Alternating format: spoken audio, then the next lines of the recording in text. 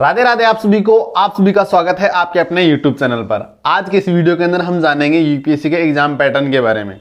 कितने एग्जाम होते हैं, कितने अंकों के होते हैं, क्या कुछ प्रोसेस जो है वो एग्जाम का होने वाला है। तो चलिए शुरुआत करते हैं। सबसे पहली बात, यूपीएससी जो है वो एक साल पहले अपना टाइम टेबल जो है वो जारी कर देता है एग्जाम होने के लिए कि प्री कब होगा, मेंस कब होगा, प्री का रिजल्ट कब तक आ जाएगा और मेंस का रिजल्ट जो है वो कब तक आ जाएगा।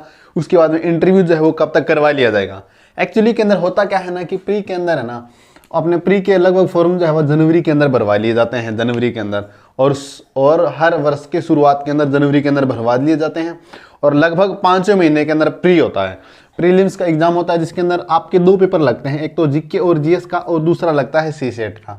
ये जीके जो जीएस का है ना, इसके अंदर 100 सवाल आते हैं। कितने क्वेश्चन आते हैं? 100 क्वेश्चन आते हैं, और 100 क्वेश्चन आते हैं, और इसके अंदर सिर्फ 80 सवाल आते हैं। इसके अंदर 80 क्वेश्चन आते हैं। किसके अंदर? सी सेट के अंदर। ये मेन जो इंपॉर्टेंट जो एग्जाम जो है पेपर जो है वो है जीके एंड जीएस का, जो 100 क्वेश्चनों का आता है। और ये सी सेट का, इसके अंदर आपको 33% अंक लाने आवश्यक है। 33% अंक ले आए तो आपका सी सेट जो है वो क्लियर हो जाएगा। और अगर आपने 33% अंक प्राप्त नहीं किए तो आप सी सेट से जो है वो बाहर हो सकते हो। और अगर आपने जीएस के अंदर कितने भी मार्क्स स्कोर कर लिए हो, अगर आपने सी सेट का और पेपर जो क्वालिफाई नहीं किया तो ये आपका जो है वो धरा का धरा रह जाएगा। इसका मतलब सी सेट भी उतना ही इंपॉर्टेंट है जितना जीके और जीएस का है।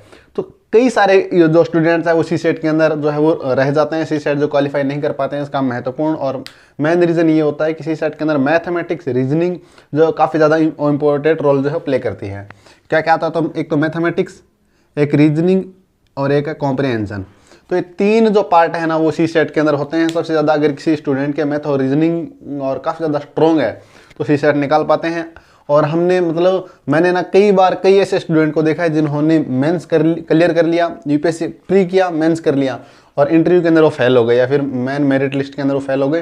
उसके बाद में जब वो वापस प्री देते हैं तो सी सेट के अंदर रह जाते हैं। यानी सी सेट कोई खेल नहीं है, बहुत बड़ा और एग्ज़ाम वैसे टाइम है वो कम मिलता है, टाइम मैनेजमेंट है उसी सेट के अंदर करना पड़ता है। बाकी तो क्वेश्चन जो आते हैं मैथमेटिक्स एंड रीजनिंग का लगभग सभी स्टूडेंट जो कर पाते हैं, लेकिन बड़े बड़े सवाल होते हैं और टाइम इनके अंदर कम होता है। इसलिए सी सेट का जो पेपर है वो भी काफ़ी ज़्यादा इंपॉर्टेंट है। तो आपने जाना प्री के अंदर 2 एग्जाम होते हैं, जीके और जीएस का प्लस सी सेट का। जीके और जीएस के अंदर कितने सवाल आते हैं? 100 सवाल। और सी सेट के अंदर कितने सवाल आते हैं? 80 सवाल। ये पेपर क्लियर करने के बाद में, और और दोपहर से पहले जो एग्जाम होता है वो तो होता है जीके जीएस का, और दोपहर के बाद में जो होता है एग्जाम वो होता है वो सी सेट का। अब सी सेट का एग्जाम हो गया, उसके बाद में आपका और प्री होने के बाद में फिर 3 या 4 महीने का टाइम दिया जाता है, लगभग 3 महीने का टाइम दे दिया जाता है। आपका मेंस होता है। मेंस का जो सबसे पहला एग्जाम होता है वो ऐसे का। ऐसे आपको ऐसे लिखना पड़ता है। हिंदी मीडियम के स्टूडेंट है वो ऐसे बहुत शानदार सा लिख पाते हैं। वैसे इंग्लिश वाले भी लिख सकते हैं, लेकिन हिंदी मीडियम के स्टूडेंट है वो ऐसे में थोड़े से आप समझ रहे होंगे। वैसे दूसरा पेपर लगता है इंग्लिश का। इंग्लिश का तो आपका एग्जाम लगेगा ही लगेगा। और तीसरा पेपर लगता है लैंग्वेज का। 8वीं अनुसूची में जो कितनी भाषाएं थी? 22 भाषाएं हैं, 22 लैंग्वेज है, और 22 भाषाओं में कोई एक भाषा आपको सेलेक्ट करनी है, आपको उसका पेपर देना है। ये इंग्लिश का और लैंग्वेज का ये 2 पेपर जो है ना, ये अपने को सिर्फ क्वालिफाई करने हैं, ना तो इसके मार्क्स कहीं जुड़ेंगे और ना कोई बात। लेकिन अगर ये आपने क्वालिफाई नहीं किया तो ये सारा का सारा धरा का धरा रह जाएगा। यहाँ प्री के अंदर भी तो एक सी सेट है जो अपने को क्वालिफाई करना है, और यहाँ मेंस के अंदर भी एक ऐसे का पेपर है जो जिसके मार्क्स जुड़ेंगे। ऐसे 200-250 अंकों का आता है। इंग्लिश का पेपर आपका एक इंग्लिश का तो लगेगा ही लगेगा, चाहे आप किसी भी और मीडियम से बिलोंग करते हो, चाहे आप हिंदी मीडियम से हो, चाहे आप इंग्लिश मीडियम से हो। और एक लैंग्वेज का 22 भाषाएं हैं संविधान की 8वीं अनुसूची के अंदर, जिसमें से एक भाषा आप सेलेक्ट करनी है कि मैं और इस पर दूंगा, तो आप उस पर एक जो है वो एग्जाम दे पाओगे।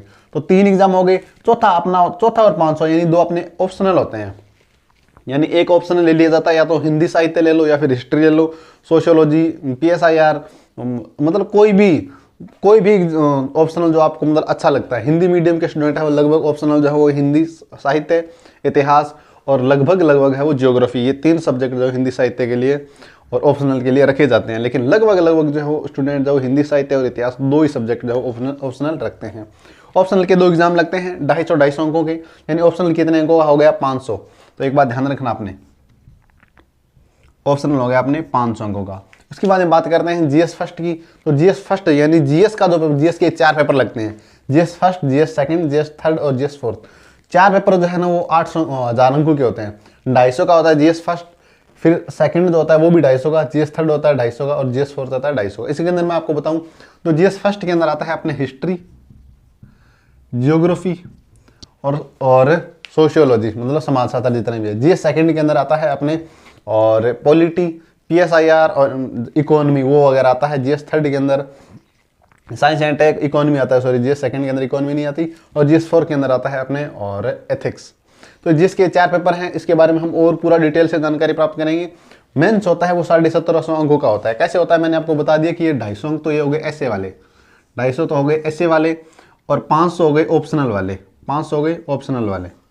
यानी ये दो जो पेपर है, एक तो इंग्लिश का, एक लैंग्वेज का, जो आप सेलेक्ट करते हैं उसके मार्क्स जो है वो कहीं भी जुड़ेंगे नहीं। तो एक ये पेपर, 2 ये पेपर, 3 पेपर हो गए। उसके अंदर जीएस फर्स्ट जो है, एक ये paper, GS second, GS third और जीएस फोर्थ। इतने एग्जाम जो है ना, इनके मार्क्स जो जुड़ने वाले हैं। तो कितने पेपर हो गए, 1 2 3 4 5 6 7, यानी मेंस के अंदर कितने नंबर जो हो आप मेरिट तक आपको लेके जाएंगे। तो 7 पेपर है। कितने पेपर आपको क्वालिफाई करने साइड वाले जो कि आपको पास करवाएंगे, तो वो है इंग्लिश और लैंग्वेज का, जो आप कोई भी लैंग्वेज सेलेक्ट कर सकते हैं। अब मेंस हो गया 1750 अंकों का।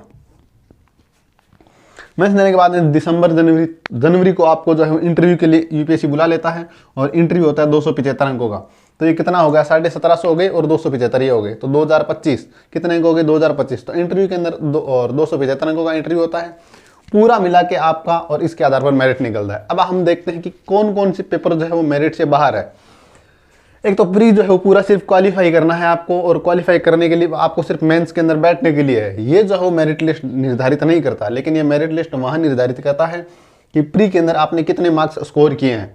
अगर मान लो आपने 20 मार्क्स स्कोर किए हैं या फिर 40 मार्क्स स्कोर किए हैं, मेरिट के 60, तो आप वहाँ जो है प्री जो है और इंपॉर्टेंट रोल प्ले करता है। कैसे, आप समझ गए होंगे कि अगर आपने प्री के अंदर मेरिट जो है उससे 1-2 अंक अगर ज़्यादा ले आए, मेरिट जितने अंक ले आए, तो आप मेंस के अंदर बैठ सकते हैं। यानी यहाँ पर इंपॉर्टेंट रोल ये प्ले करता है जब और प्री की मेरिट रहती है।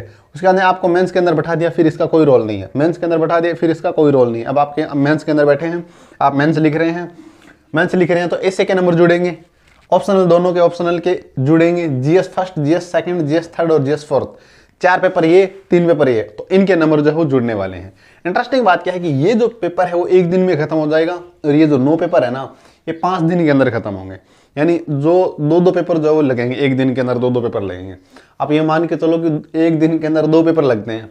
अब आपको मतलब ये सबसे बड़ा चैलेंज ये है कि कम से कम 4,000 शब्द लिखने पड़ते हैं आपको।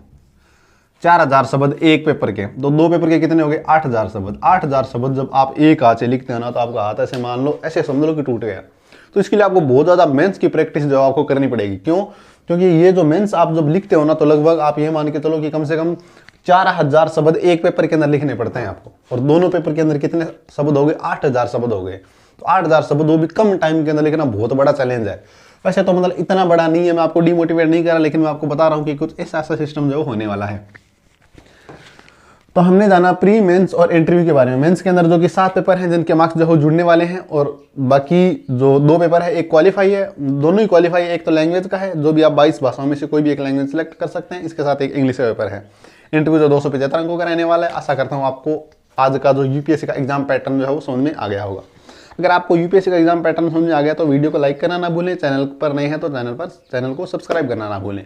इंटरेस्टिंग बात यह है कि हम इसको एक एक को पूरा डिटेल से समझेंगे कि जीके जीएस के अंदर कौन कौन से सब्जेक्ट है, कौन कौन से टॉपिक आने वाले हैं, यहाँ तक पूरा डिटेल से जो है समझने वाले हैं। ऐसे के अंदर कौन से हैं, GS first, GS second, GS third, कौन कौन से सिलेबस रहने वाला है। तो टेंशन लेने की कतई आवश्यकता नहीं है। आप हमारे टेलीग्राम चैनल से जुड़ सकते हैं, हमारे चैनल को सब्सक्राइब कर सकते हैं, और इस जर्नी के अंदर हम आपकी पूरी तरीके से सहायता करने वाले हैं। और टेलीग्राम चैनल से जुड़ना ना भूलें। तो आज के लिए इतना ही, मिलते हैं एक और नई वीडियो के साथ। तब तक के लिए धन्यवाद।